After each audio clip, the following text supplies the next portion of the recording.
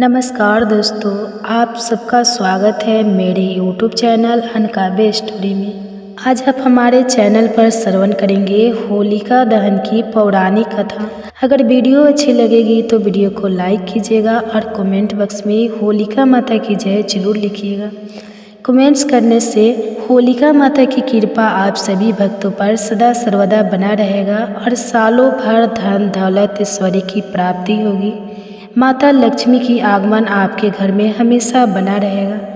तो आइए बड़े ही प्रसन्न चित्त मन से होलिका दहन की पौराणिक कथा का श्रवण करते हैं।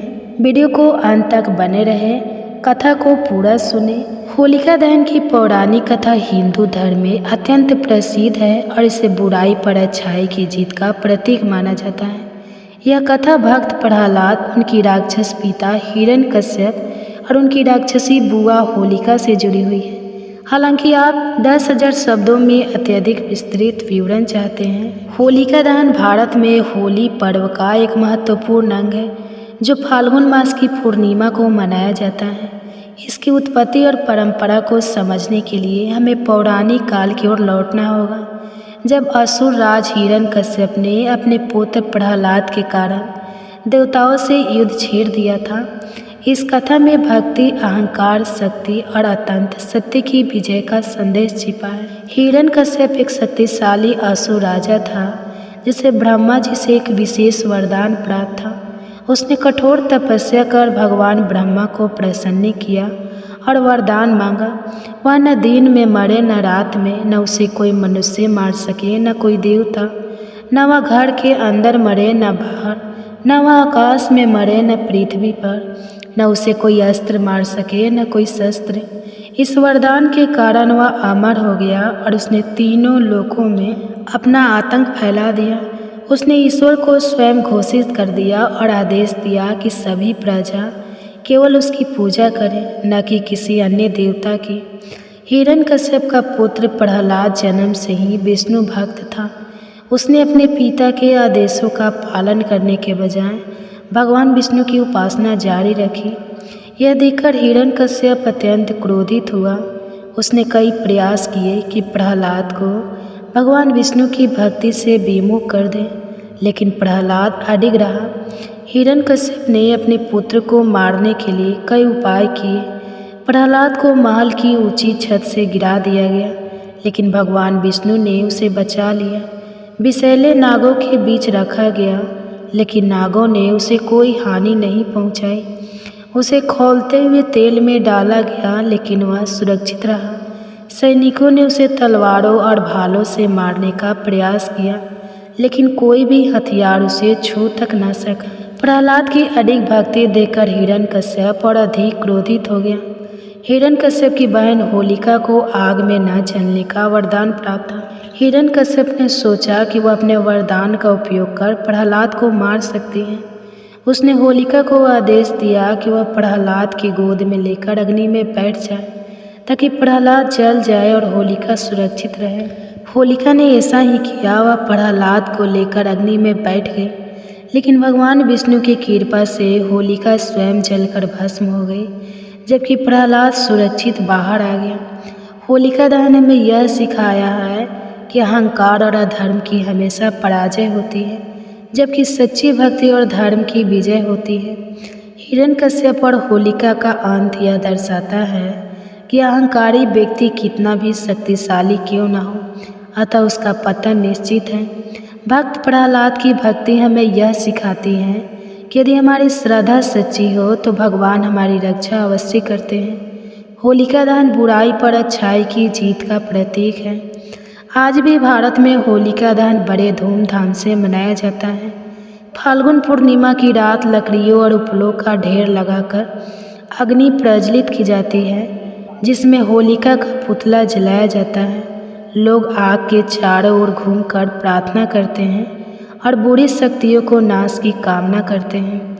होलिका दहन की यह पौराणिक कथा हमें धार्मिक और नैतिक शिक्षा देती है कि सच्चाई और भक्ति की हमेशा जीत होती है।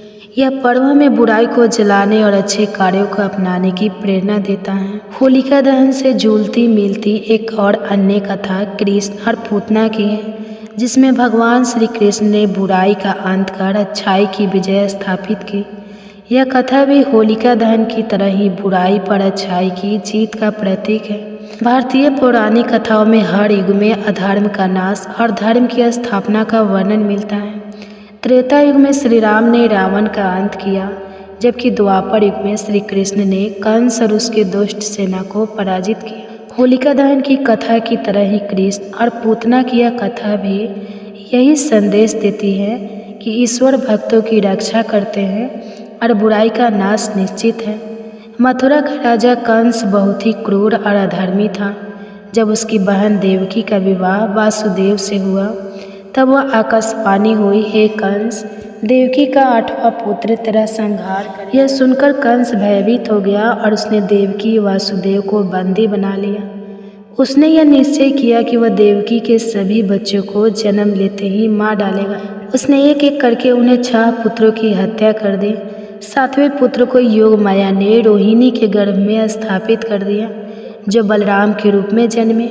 8वां पुत्र भगवान श्री कृष्ण के रूप में जन्मे।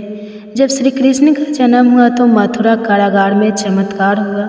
सभी पहरेदार सो गए, कारागार के द्वार स्वतः खुल गए और वासुदेव श्री कृष्ण को गोकुल में नंद बाबा के घर छोड़ा। वहाँ यशोदा जी ने उन्हें अपना पुत्र मानकर उनका पालन पोषण किया।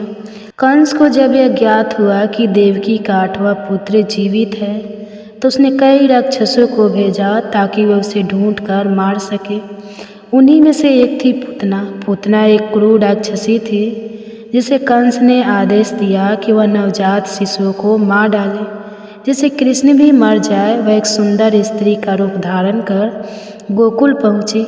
वहाँ इतनी सुंदर और आकर्षक लग रही थी कि गांव की स्त्रियां भी उसे देखती रह गईं। गोकुल में पहुंचकर उसने श्री कृष्ण को पहचान लिया और यशोदा माता से आग्रह किया कि वह उनके पुत्र को गोद में लेना चाहती हैं। यशोदा माता अनजान थी, इसलिए उन्होंने बिना किसी संदेश के कृष्ण को उसकी गोद में दे दिया। पूतना ने अपने स्तनों पर विष का लेप किया था, ताकि जब वह कृष्ण को दूध पिलाए तो वे तुरंत मर जाए। उसने कृष्ण को गोद में लेकर स्तनपान कराना शुरू किया, लेकिन भगवान श्री कृष्ण कोई साधारण बालक नहीं थे। उन्होंने पूतना के स्तनों को इतनी जोर से पकड़ लिया कि वह दर्द से चिल्लाने लगे। कृष्ण ने उसका सारा प्राण खींच लिया, जिससे वह असली रूप में आकर मर गए। जब पूतना मरी तो वह अपने असली विशाल राक्षसी रूप में आ गई। उसका शरीर बहुत विशाल था, जिससे पूरा गोकुल भयभीत हो गया। पूतना के मरने के बाद गोकुल वासियों को समझ नहीं आया कि यह हुआ क्या। वे आश्चर्यचकित थे कि एक छोटा सा बालक इतनी बड़ी राक्षस का अंत कैसे कर सकता है। लेकिन यशोदा और नंद बाबा इसे भगवान का चमत्कार मानकर अत्यंत प्रसन्न हुए। पूतना का शव गांव के बाहर ले जाकर उसका अंतिम संस्कार किया गया। पूतना के वध की यह कथा केवल एक राक्षसी के अंत की नहीं, बल्कि गहरे आध्यात्मिक संदेश से भरी हुई है। जैसे होली दहन में होलिका जलकर भस्म हो गई थी, वैसे ही पूतना का भी अंत हुआ। इससे यह सिद्ध होता है कि दुष्टता का अंत निश्चित है। पूतना माया और अधर्म का प्रतीक थी। श्री कृष्ण ने उसे समाप्त करके यह बताया कि सत्य की हमेशा विजय होती है। श्री कृष्ण अपने भक्तों की रक्षा करने के लिए सदा तैयार रहते हैं, चाहे परिस्थितियाँ कितनी भी कठिन क्यों न हो। पूतना ने कृष्ण को दूध पिलाने का प्रयास किया और कृष्ण ने उसका उद्धार कर दिया। इसका अर्थ यह भी निकला जाता है कि जिसने भी कृष्ण को प्रेम पूर्वक कुछ दिया, वो उसका कल्याण ही करते हैं। बुराई की हार और अच्छाई की जीत होलिका दहन में भक्त प्रहलाद की विजय हुई। पूतना वध में श्री कृष्ण की विजय हुई। होलिका को यह अहंकार था कि वह आग में नहीं जलेगी, लेकिन वह जलकर भस्म हो गई। पूतना को विश्वास था कि वह कृष्ण को मार देगी, लेकिन स्वयं मारी गई। प्रहलाद विष्णु भक्त थे, इसलिए विष्णु ने उनकी रक्षा की। कृष्ण भक्तों के रक्षक है, इसलिए उन्होंने पूतना का वध किया। पूतना वध के बाद भी कंस ने कृष्ण को मारने के लिए कई और राक्षस भेजे, लेकिन हर बार श्री कृष्ण ने बुराई का नाश किया। इनमें से कुछ घटनाएं प्रमुख थी। कृष्ण ने संकटासुर वध किया। कृष्ण ने एक विशाल रथ को पलटकर राक्षस संकटासुर का वध किया। वायु रूपी राक्षस तृणावर्त को भी उन्होंने पराजित किया। उन्होंने कालिया नाग को भी परास्त कर यमुना नदी को शुद्ध किया। पूतनावध की यह कथा हमें यह सिखाती है कि अधर्म और अन्याय चाहे कितना भी बड़ा क्यों ना हो, सत्य और धर्म की जीत अवश्य होती है। यह कथा होलिका दहन की तरह ही बुराई पर अच्छाई की विजय का प्रतीक है। यह कथा संक्षिप्त रूप में प्रस्तुत की गई है। भक्तों, चाहे कुछ भी हो जाए, लेकिन इस बार होलिका दहन के दिन होली की अग्नि में घर की यह एक चीज़ चुपचाप जरूर डाल देना। देखते ही देखते बन जाओगे अब धनवान। होलिका माता की कृपा से इतनी धन दौलत आएंगी कि आने वाली 7 पुश्ते भी बैठे बैठे खाएंगे। जी हाँ दोस्तों, आज की इस वीडियो में हम जिन चीज़ों के बारे में बताने वाले हैं, उन चीज़ों को होली की अग्नि में डालने से घर में सुख शांति और समृद्धि आती है। यहाँ तक कि वास्तुशास्त्र में भी इन चीज़ों का वर्णन किया गया है। अगर इन चीज़ों को अपनाकर होलिका दहन के दिन करते हैं तो आपकी किस्मत पूरी तरह से बदल सकती है। यानी कि भक्तों, होली की रात को साधना की रात कहा जाता है। इस दिन किया गया कोई भी उपाय कभी भी बेकार नहीं जाता। और इस बार की होली पूरे के पूरे 144 वर्षों के बाद दुर्लभ संयोग में पड़ रही है, जिससे कि इसका महत्व और भी बढ़ गया है। और यदि आप भी हमारे बताए गए अनुसार होली की अग्नि में बिना किसी को बताए इन खास चीज़ों को डाल देते हैं तो आपके घर में इतनी धन दौलत आएंगी कि उसे संभालना तक नहीं पाओगे। देखिए दोस्तों, बात ऐसी है कि हमारा काम तो है सलाह देने का, हम तो केवल सलाह ही दे सकते हैं। अब आप इसको मानो या ना मानो, आपकी मर्जी। लेकिन एक बात चलते चलते ज़रूर कहेंगे कि अगर आप हमारी बातों को समझकर अपने जीवन में लागू कर लेंगे तो यकीन मानिए आपका बेड़ा पार हो जाएगा। साथ ही भक्तों, हम आपको इस वीडियो में यह भी बताएंगे कि ऐसी कौन सी 7 चीज़ें हैं जो होली की अग्नि में भूल कर भी नहीं डालनी चाहिए। वास्तुशास्त्र में कुछ ऐसी चीज़ों का जिक्र किया गया है जिन्हें होली की अग्नि में डालने से बचना चाहिए। अगर आप इन चीज़ों को बिना सोचे समझे होली की आग में डालते हैं तो इसका आपके जीवन पर बुरा असर पड़ सकता है और घर में गरीबी या कंगाली भी आ सकती है। कई बार लोग बिना जानकारी के, बिना ज्ञान प्राप्त किए कुछ ऐसी चीज़ें होली की आग में डाल देते हैं जिनका उनके जीवन पर नकारात्मक प्रभाव पड़ता है। उन्हें यह तक नहीं पता होता कि इन चीज़ों को होली की आग में जलाने से घर की हालत भी ख़राब हो सकती है। तो दोस्तों, आज की इस वीडियो में हम आपको बारी बारी से बताएंगे कि कौन सी चीज़ें होली की अग्नि में डालनी चाहिए और कौन सी चीज़ों को बिल्कुल नहीं डालना चाहिए। इससे आपका जीवन बेहतर हो सकता है और घर में सुख शांति बनी रहती है। पूरी जानकारी के लिए इस वीडियो को अंत तक ज़रूर देखें ताकि आप होली के दिन अनर्थ काम करने से बच सकें। और यदि आप इस चैनल पर नए हैं तो चैनल को सब्सक्राइब करके वीडियो को एक लाइक ज़रूर कर दें और कमेंट्स बॉक्स में हैप्पी होली ज़रूर लिख दें, जिससे कि होलिका माता की कृपा आपको प्राप्त हो सके। होलिका दहन की रात हिंदू धर्म में बहुत पवित्र और शक्तिशाली मानी जाती है। इस दिन का खास महत्व है और कहा जाता है कि साल 2025 में जो होलिका दहन होगा वो बहुत ही चमत्कारी और विशेष होगा। इस बार होलिका दहन के साथ चंद्र ग्रहण भी लगेगा, जिससे इस रात का महत्व और भी बढ़ जाएगा। ऐसे में इस रात किए गए कुछ उपाय और साधनाएं बेहद प्रभावशाली मानी जाती हैं। तो आज इस वीडियो में हम जानेंगे कि होली के दिन कौन से उपाय करने से हमारी किस्मत बदल सकती है और हमें धन समृद्धि की प्राप्ति हो सकता है। साथ ही हम यह भी जानेंगे कि होलिका दहन की राख के चमत्कारी फायदे क्या हैं और दहन में कौन सी चीज़ें डालने से जीवन की परेशानियां दूर हो सकती हैं। इस विशेष अवसर पर भगवान विष्णु और उनके नरसिंह अवतार की कृपा प्राप्त करने के लिए कुछ विशेष उपाय करने की सलाह दी जाती है। इस वीडियो में हम आपको इस उपायों के बारे में पूरी जानकारी देंगे, तो कृपया वीडियो को अंत तक देखें ताकि आप यह सब जान सकें। चलिए भक्तों, सबसे पहले हम आपको होलिका दहन की सही डेट और टाइम बता देते हैं।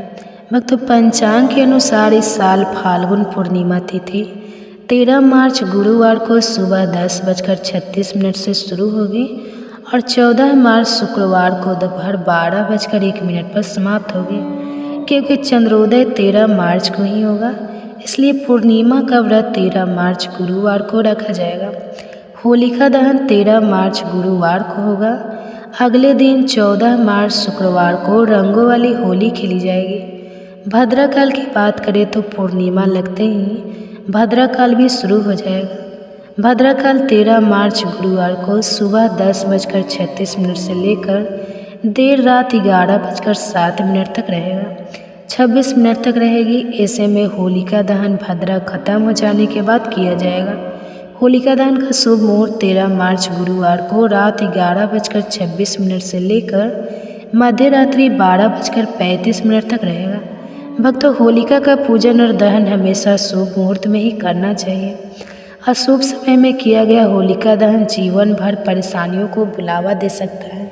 चलिए भक्तों, अब हम इस वीडियो पर ज़्यादा बकवास ना करते हुए सबसे पहले यह जान लेते हैं कि होलिका दहन की अग्नि में कौन सी चीज़ें हमें नहीं डालना चाहिए, जिससे कि हम किसी अनहोनी से बच सकें।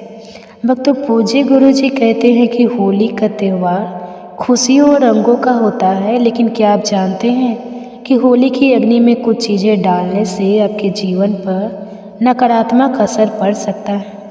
वास्तुशास्त्र के अनुसार कुछ चीज़ें हैं जिन्हें होली की आग में डालने से आपको नुकसान हो सकता है।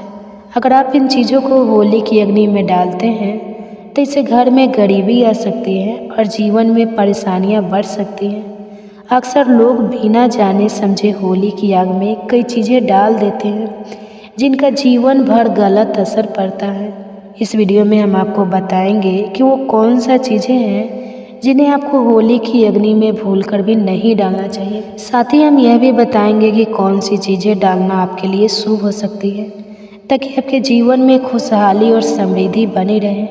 हम आपको पूरी जानकारी देंगे ताकि आप इस होली के पर्व को सही तरीके से मनाएं और ऐसी कोई भी गलती ना करें जो आपके जीवन में बुरे प्रभाव डाल सके। इसलिए इस वीडियो को अंत तक ज़रूर देखें और अगर आप इस चैनल पर नए हैं तो वीडियो को लाइक करके चैनल को सब्सक्राइब कर लें और कमेंट्स बॉक्स में आप अपनी राशि या अपने शुभ नाम को जरूर लिख दें, ताकि हम आपकी भाग्य में चल रही परेशानियों से संबंधित कुछ उपाय बता सकें। भक्तों, पूज्य गुरु जी कहते हैं कि हर साल की तरह होली की अग्नि में कुछ खास सावधानियों का पालन करना बहुत ज़रूरी है, ताकि आप खुद को और अपने परिवार को किसी भी तरह के नकारात्मक प्रभाव से बचा सकें। इस वीडियो में हम विस्तार से बताने वाले हैं कौन सी चीज़ें डालने से बुरे परिणाम हो सकते हैं और कौन सी चीज़ें डालने से घर में सुख समृद्धि आएगी। तो आइए भक्तों, जानते हैं होली की अग्नि में क्या डालना चाहिए और क्या नहीं। अब जब आप होली की अग्नि में अनाज अर्पित करें तो ध्यान रखिए कि वह पूरा और ताज़े पत्तों से ढका हुआ हो। कभी भी टूटा या खराब अनाज ना डालें, क्योंकि इससे होली माता का आशीर्वाद नहीं मिलेगा, बल्कि इससे नकारात्मक प्रभाव हो सकता है। पूजा में हमेशा शुद्ध और संपूर्ण वस्तुओं का उपयोग करें, क्योंकि अधूरी चीज़ों से अधूरा ही फल मिलता है। होली की अग्नि में गन्ना डालना भी बहुत शुभ माना जाता है, लेकिन ध्यान रखें कि गन्ने की संख्या 2, 5, 7, 11 या 21 होनी चाहिए, 3 नहीं। यह संख्या पूजा को विशेष रूप से प्रभावी बनाती है। पानी वाला नारियल कभी ना डालें, ऐसा करने से पाप का सामना करना पड़ सकता है। हमेशा सूखा नारियल अर्पित करें और इस नारियल को पूरे परिवार से स्पर्श करवाकर अग्नि में अर्पित करें। इससे होली माता का आशीर्वाद प्राप्त होता है और घर में कष्ट दूर होते हैं। जो पकवान आपने घर में बनाए हैं उन्हें होली माता को अर्पित करना बहुत शुभ होता है। खासकर गुजिया अर्पित करते समय ध्यान रखें कि उनकी संख्या 3 नहीं होनी चाहिए। आप 2, 5, 11 या 21 गुजिया अर्पित कर सकते हैं, लेकिन 3 कभी ना डालें। होली की अग्नि में गाय के गोबर से बने उपले, हरा चना, गेहूं की ताज़ी बालियां या नई फसल अर्पित करना शुभ होता है। इससे घर में अन्न की कभी कमी नहीं होती। बालियां अर्पित करते समय ध्यान रखिए कि वे ताजगी से भरी और हरी भरी हो, सूखी या टूटी हुई नहीं होनी चाहिए। सूखी वाली चढ़ाने से पूरे परिणाम हो सकते हैं, इसलिए होली की अग्नि में शुद्ध और पूर्ण चीज़ें अर्पित करें। ऐसा करने से होलिका माता का आशीर्वाद आपके जीवन में खुशहाली, समृद्धि और शांति लाएगा। इस होली पर पूजा विधि को सही तरीके से पालन करके आप अपने घर में सुख समृद्धि का वास सुनिश्चित कर सकते हैं। शास्त्रों में बताया गया है कि अगर किसी महिला का मासिक धर्म चल रहा हो तो होलिका दहन की पूजा किसी अन्य व्यक्ति से करवाई जा सकती है। पूजा वही विधि से करना चाहिए जैसी आप सामान्यतः करते हैं, लेकिन इस समय आपको होलिका दहन के पास नहीं जाना चाहिए। आप दूर से ही पूजा और दर्शन करें, इससे पूजा का फल प्राप्त होगा। होलिका दहन में चावल के बने पापड़ और कच्चे चावल अर्पित करना शुभ माना जाता है। इससे घर में धन की प्राप्ति होती है और गरीबी दूर होती है। जो पापड़ अपने घर पर बनाए हैं उन्हें होलिका दहन की अग्नि में अर्पित करें, इससे आपके घर में कभी भी धन की कमी नहीं होगी। साथ ही भक्तों, होलिका दहन से पहले गुजिया को होली की अग्नि में अर्पित करना आवश्यक है। पहले माता को भोग अर्पित करें, फिर उनका सेवन करें। इस दिन सभी लोग एक दूसरे को गुजिया खिलाएं, इससे आपसी संबंध मजबूत होते हैं। गुजिया को पूजा से पहले झूठा ना करें और पूजा के बाद ही उसे खाएं। एक महत्वपूर्ण बात यह भी है।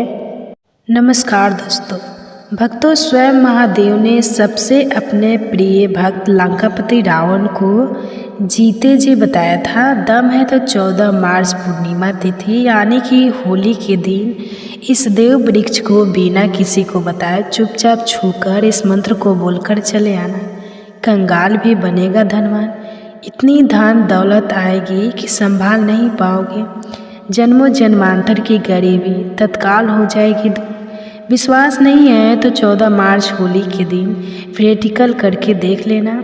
भक्तों, आज की इस वीडियो में हम जिन चमत्कारी देव वृक्षों के बारे में बात करने वाले हैं, उन देव वृक्षों में होली के दिन स्वयं भगवान नारायण जी का वास होता है और ये वृक्ष आपके घर के आसपास ही बड़ी आसानी से मिल जाएंगे।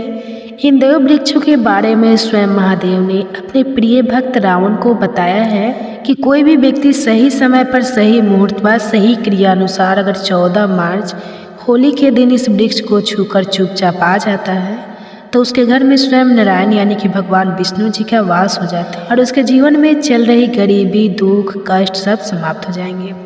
जन्म जन्मांतर की गरीबी तत्काल दूर हो जाएगी। आपका भाग्य 7वें आसमान पर चढ़ जाएगा। जहाँ भी जाओगे धन दौलत पीछे पीछे आएगी। तो फिर आपसे एक छोटा सा अनुरोध है कि वीडियो को पूरा देखिए, तभी लाभ की प्राप्ति हो सकती है। इसलिए इस वीडियो को पूरा देखिए। यदि आज आपने इस अनकाबे स्टोरी चैनल को बीच बीच में देखा, काट कर देखा, तो जीवन में आपको कभी भी सफलता हासिल नहीं होगी और आप पूरे साल परेशान ही रहोगे। भक्तों, इस वीडियो में हम आपको ऐसे पेड़ बताएंगे जिन्हें छूने मात्र से आपकी गरीबी तत्काल दूर हो जाएगी। तो हाँ दोस्तों, माँ लक्ष्मी की आप पर ऐसी कृपा होगी कि आने वाले समय में आप धनवान बन जाओगे। अगर आप 14 मार्च होली के दिन ये जो पेड़ मैं बताता हूँ, उन पेड़ों को छूने मात्र से आपकी गरीबी दूर हो जाएगी। क्योंकि दोस्तों, पूज्य गुरु जी ने अभी अपनी कल की राधा रानी की कथा में गुरु जी ने बताया कि अगर आप साल भर पूजा पाठ, टोने टोटके के उपाय करते करते थक गए हो और आपको रत्ती भर भी फायदा नहीं हुआ हो, तो गुरु जी ने विशेष और रामबाण उपाय बताया है। 14 मार्च होली इस बार 140 साल बाद दुर्लभ संयोग में आसमान लाल होने वाला है और इस बार 2025 में होली पूरे के पूरे 144 वर्षों बाद महाकुंभ में पड़ने जा रही है। महाकुंभ में आए साधु संत ने भी इन वृक्षों के बारे में बताया है। तो जो पेड़ के बारे में हम आपको बताने वाले हैं, अगर आप उसे हमारे बताए अनुसार सही समय और शुभ मुहूर्त देकर छू लेते हैं तो यकीन मानिए आपके जीवन में कुछ दिनों बाद धन की वर्षा होने लगेगी। फिर आपके जीवन में आपको उन्नति करने से कोई नहीं रोक पाएगा। आपकी हर मनोकामना पूरी होगी, खुशियाँ से भर जाएगा आपका घर। यदि आप 14 मार्च होली के दिन इस देव वृक्षों को छू लेते हो तो तीनों देव ब्रह्मा विष्णु महेश का आपको आशीर्वाद मिल जाएगा। अगर आज का यह वीडियो पूरा देख लेते हो तो निश्चित है कि आपके जीवन की सभी समस्याएं समाप्त हो जाएगी। दोस्तों, आप अपने फायदे के लिए इस वीडियो को पूरा देख लीजिए। आपका जीवन इस होली के शुभ अवसर पर ना बदल जाए तो दोस्तों मुझे तो चलिए जानते हैं कि कौन से ऐसे पौधे हैं जिनको 14 मार्च होली के दिन छूकर आ जाना है। लेकिन उससे पहले अगर आप इस चैनल पर नए हैं, वीडियो को एक लाइक जरूर करें। साथ ही आप अपनी राशि या अपने शुभ नाम को कमेंट बॉक्स में जरूर डाल दें, क्योंकि हम आपकी राशि से जुड़ा भाग्य भी बताते हैं और भाग्य में चल रही परेशानियों को तत्काल दूर करने के लिए आसान से आसान उपाय भी बताते हैं। इसलिए आप अपनी राशि कमेंट बॉक्स में जरूर डाल दें। तो चलिए भक्तों, अब हम इस वीडियो पर ज़्यादा बकवास ना करते हुए वीडियो को शुरू करते हैं। देखिए दोस्तों, हिंदी संस्कृति में कई तरह के पौराणिक मान्यताओं को महत्व दिया गया है कि कई ऐसे पेड़ पौधे होते हैं जो कि देव वृक्ष कहे गए हैं और काफ़ी शुभ भी माने गए हैं। प्रकृति में मौजूद कई ऐसे पेड़ पौधे होते हैं जो कि हमारे जीवन में चल रही परेशानी को दूर कर देते हैं। खास बात यह है कि पेड़ पौधे की न सिर्फ लोग पूजा करते हैं बल्कि औषधि के रूप में भी प्रयोग करते हैं। ये कई प्रकार की बड़ी से बड़ी बीमारी को ठीक करते हैं और वेद पुराणों में भी कई प्रकार के पेड़ पौधे का उल्लेख है। भक्तों, यदि आप भी 14 मार्च होली के दिन इन वृक्षों को छू लेते हो तो आपको भगवान विष्णु का ऐसा आशीर्वाद मिलेगा जिससे कि आपके जीवन की समस्त परेशानियां दूर हो जाएगी। दोस्तों देखिए, बात ऐसी है कि हमारा काम तो है सलाह देने का, हम तो केवल सलाह ही दे सकते हैं। अब आप इसको मानो या ना मानो, आपकी मर्जी। लेकिन भक्तों, एक बार जरूर कहेंगे कि अगर मान लोगे तो आपका बेड़ा पार हो जाए। भक्तों, ज्योतिष मान्यताओं के अनुसार गुरुजी ने कहा है कि इस होली के पर्व पर स्वयं भगवान नारायण इस चमत्कारी पौधे पर विराजमान रहेंगे, जिसकी बात आगे हम इस वीडियो में करने वाले हैं। अगर आप इन पेड़ों को हमारे बताए अनुसार बिना अपना ज़्यादा दिमाग लगाए, बिना अपनी बुद्धि चलाए इनको छूकर आ जाते हैं तो इसी से आपका बेड़ा पार हो जाएगा और उसी वक्त तीनों देव ब्रह्मा विष्णु महेश का आशीर्वाद आपको तुरंत मिल जाएगा। फिर आपको धनवान बनने से स्वयं विधाता भी नहीं रोक पाएंगे। हम उन चमत्कारी को बताने से पहले हम आपको 14 मार्च होली के बारे में जानकारी देते हैं ताकि आपको उन देव वृक्षों को छूने के लिए सही शुभ मुहूर्त का पता लग जाए। आइए जानते हैं होली की सही डेट टाइम का शून्यकाल के बारे में। पंचांग के अनुसार इस वर्ष होली का त्यौहार 14 मार्च 2025 शुक्रवार को मनाया जाएगा। होली का दहन 13 मार्च 2025 गुरुवार की रात को किया जाएगा। फाल्गुन पूर्णिमा तिथि 13 मार्च को सुबह 10:35 से शुरू होकर 14 मार्च को दोपहर 2 बजे से शुरू होकर 12:02 तक रहेगी। होलिका दहन के शुभ मुहूर्त के लिए भाद्रा काल का ध्यान रखना आवश्यक है, क्योंकि भाद्रा काल में होलिका दहन करना शुभ नहीं माना जाता। इस वर्ष 13 मार्च को भाद्रा काल सुबह 10:36 से रात 11:27 तक रहेगा। इसलिए होलिका दहन के लिए शुभ समय रात 11:27 के बाद होगा। 14 मार्च को रंगों की होली खेली जाएगी। इस दिन चंद्र ग्रहण भी लगेगा जो सुबह 9:29 से दोपहर 3:29 तक रहेगा। हालांकि यह ग्रहण भारत में दिखाई नहीं देगा, इसलिए यहाँ सूतक काल मान्य नहीं होगा और आप बिना किसी चिंता के होली का आनंद ले सकते हैं। पूर्णिमा के दिन स्नान, दान और सत्यनारायण भगवान की पूजा का विशेष महत्व होता है। जो लोग व्रत रखते हैं वे 13 मार्च को चंद्रमा को अर्घ्य देंगे और अगले दिन स्नान दान करेंगे। भक्तों, यदि आपको 14 मार्च होली के पेड़ पौधों को छूना है तो किसी भी टाइम आप छूकर आ सकते हो, उसमें कोई भी दिक्कत वाली बात नहीं है। चलिए अब हम आपका ज़्यादा समय बर्बाद ना करते हुए बताते हैं कि कौन कौन से पेड़ पौधे को छूना चाहिए। दोस्तों, हमारे हिंदू धर्म में देवी माता रानी के अनेक स्वरूप कहे गए हैं, जिसमें वृक्षों को भीमा देवी के स्वरूप कहा जाता है। तो आज मैं आप लोगों को ऐसे वृक्ष के बारे में बताऊंगा जिनको 14 मार्च होली के दिन छूना बेहद शुभकारी बताया गया है।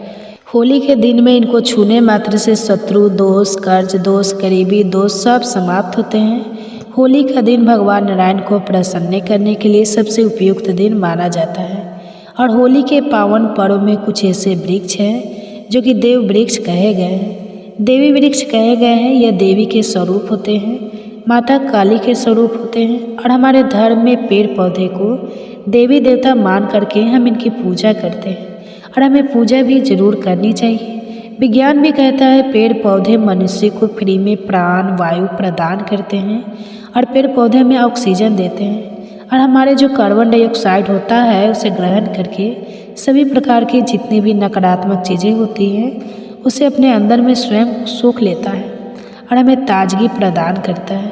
और 14 मार्च होली के समय में कुछ ऐसे पेड़ पौधे हमारे धर्म शास्त्र में कहे गए हैं जिनको छूने मात्र से व्यक्ति के बंद किस्मत के ताले खुल जाते हैं, व्यक्ति का सौभाग्य चमक जाता है। हमारे शास्त्रों में पेड़ पौधे को बहुत ही गुणकारी कहा जाता है क्योंकि इनमें साक्षात देवताओं का वास होता है। अनेक बीमारियों का उपचार पेड़ पौधे में ही छुपा है। पेड़ पौधे में कई जड़ी बूटियाँ पाई जाती हैं और भगवान श्री कृष्ण ने गीता में स्वयं कहा है कि वृक्षों में मैं पीपल का वृक्ष हूँ। पीपल के वृक्ष को वृक्षों का राजा कहा जाता है क्योंकि पीपल वृक्ष की जो आयु होती है सबसे ज़्यादा होती है, सबसे अत्यधिक होती है। पीपल वृक्ष सर्वशक्तिमान होता है, पूजा पाठ में अत्यधिक इसका महत्व होता है। तो चलिए आज मैं आप लोगों को 14 मार्च होली के दिन छूने जाने वाले वृक्ष के बारे में बताऊंगा। तो कमेंट्स में हर हर महादेव अवश्य लिख दीजिए क्योंकि जब भगवान भोलेनाथ का नाम लिखा या बोला जाता है तो भगवान भोलेनाथ उस व्यक्ति से बहुत ही जल्दी प्रसन्न हो जाते हैं। दोस्तों हमारे धर्मशास्त्र में अनेक ऐसे वृक्ष हैं जिन्हें कल्याणकारी और मंगलकारी माना गया है। ये वृक्ष केवल पर्यावरण के लिए नहीं बल्कि हमारे जीवन के लिए भी बेहद महत्वपूर्ण होते हैं। खासकर अगर आप इन वृक्षों को छूते हैं तो आपकी सारी परेशानियां, कष्ट, दुख और तकलीफें खत्म हो जाती हैं। होली के दिन जो कि 14 मार्च को इन वृक्षों का असर कई गुना बढ़ जाता है। इस दिन शक्ति धरती लोक में आ जाती है और इस दिन हर वस्तु में प्राण और चेतना का संचार होता है। जब ये शक्ति पूरे ब्रह्मांड में फैली होती है तो जितने भी पेड़ पौधे, जीव जंतु और चल अचल वस्तुएं हैं सब में शक्ति जागृत हो जाती है। इस विशेष समय में अगर आप देवी स्वरूप कहे गए पेड़ पौधों को जाकर छू लेते हैं तब के जीवन के सारे का दुख, कष्ट, रोग और परेशानियाँ समाप्त होते हैं। खासकर काल सर्प दोष, मंगल दोष, प्राण दोष, राहु दोष जैसी समस्याएं तत्काल अपना असर छोड़ देती है और पूरी तरह समाप्त हो जाती है। दोस्तों आज मैं आपको 4 से 5 देव वृक्षों के बारे में बताने जा रहा हूँ जिन्हें हमारे धर्मशास्त्र में बहुत महत्वपूर्ण माना गया है। ये चारों वृक्ष आपके जीवन में सुख, समृद्धि और खुशहाली लाने के लिए बेहद प्रभावशाली होते हैं। इसलिए इस वीडियो को ध्यान से देखना क्योंकि अगर आपके इस बीच में काट कर देखा तो बाद में आपको पछताना पड़ सकता है। 14 मार्च होली का पर्व ऐसा है जब आपको लंबी लंबी पूजा पाठ करने की ज़रूरत नहीं होती। बस अगर आप इन विशेष वृक्षों को होली के दिन सही तरीके से छू लेते हैं और का आशीर्वाद लेते हैं तो आपका सारी समस्या और गरीबी खत्म हो सकती है। ये वृक्ष इतने शक्तिशाली होते हैं कि आप अपनी आंखों से इनका असर देख सकते हैं और ख़ास बात यह है कि सारे देव वृक्ष आपके आसपास आसानी से मिल सकते, तो आप इन्हें अपने घर के पास ही ढूंढ सकते हैं। अब वीडियो में आगे बढ़ने से पहले अगर आपने अभी तक कमेंट बॉक्स में हर हर महादेव नहीं लिखा है तो कृपया हर हर महादेव ज़रूर लिखें। इससे हमें बहुत अच्छा लगता है जब आप हमारे वीडियो में कमेंट्स करते हैं और उसे लाइक करते हैं। इससे हमारा मनोबल बढ़ता है और हम और भी अच्छी जानकारी आपके लिए लेकर आते हैं।